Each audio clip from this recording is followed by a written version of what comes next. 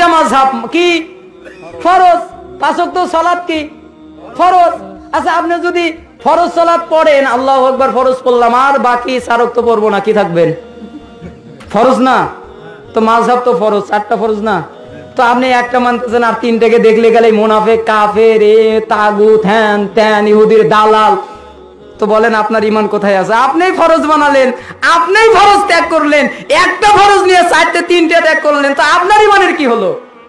আশ্চর্য কথা, এরা আশ্চর্য কথা বলে যে মাযহাব মানা নাকি ফরজ, মতামত মানা নাকি ফরজ। হ্যাঁ, মাযহাব মানা ফরজ, তবে ওই মাযহাব যা আমরা তালিমুল ইসলামে পড়েছিলাম, তুমকো মাযহাব কা নাম কিয়া হয়, তোমার মাযহাবের নাম কি? জবাব আল ইসলাম, মাযহাবের নাম তো ইসলাম। মানা কি?